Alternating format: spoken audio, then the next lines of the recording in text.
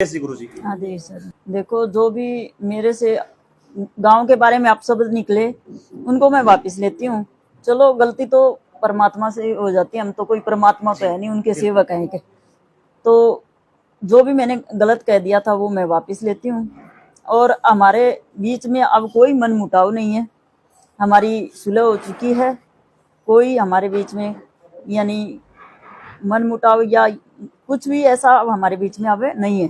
डाकल गांव से आप पूरे खुश हो? हाँ जी बिल्कुल खुश पहले हैं। भी खुश इन्होंने थे, अभी खुश पहले हो? पहले भी हम तो खुश थे और अब भी खुश हैं। आज से नहीं, काफी सालों से हमारा लगाव है इस गांव से, आज से तो है नहीं। तो ये तो थोड़ी मिस अंडरस्टैंडिंग होगी। अंडरस्टैंडिंग होगी, इससे थोड़ा सा हमारा यानी जो भी गलती होगी हमारे से, हम इसके लिए माफी चाहते हैं। और अब हमारे बीच में कोई भी ऐसा मन मुटाव नहीं है। फिर से वही और दौर है, फिर से वही जाना आना अच्छे ढंग से रखोगे? बिल्कुल, ढाकल गांव मेरा है, ढाकल गांव के जी। हम हैं, हमें कोई इस चीज से कोई वो नहीं है। और ढाकल गांव पहले भी मेरे साथ था और आज भी मेरे साथ खड़ा है। जी नमस्कार सरपंच साहब। हाँ जी नमस्कार।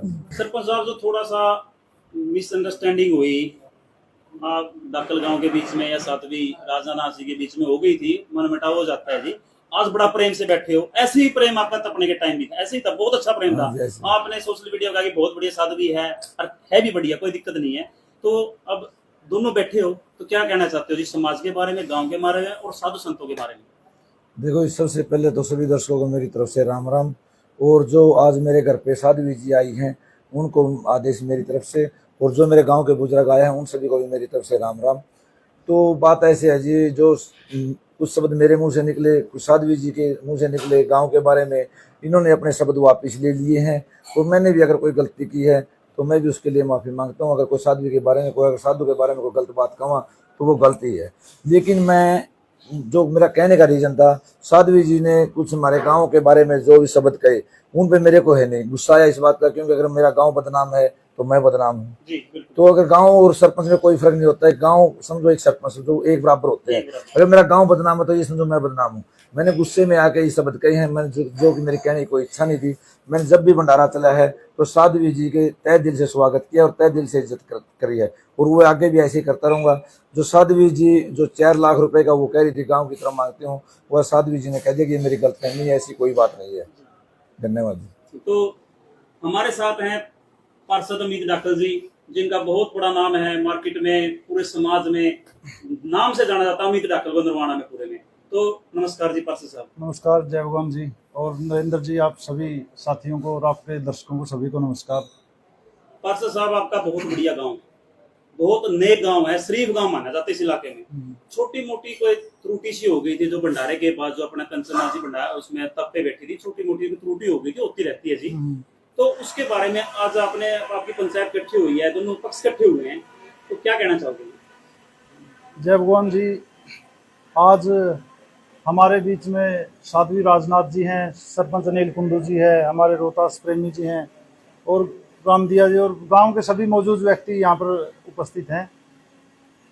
तो पिछले 2-3 दिन से, 3-4 दिन से एक मीडिया प्लेटफॉर्म पर एक प्रकरण चल रहा था कि गांव में साध्वी और गांव डाकल के बीच में विवाद चला हुआ था।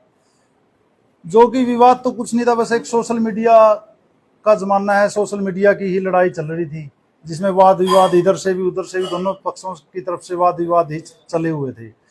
तो बीच में पूरे क्षेत्र से सभी साथियों के फोन भी आते थे कि ये मामला है।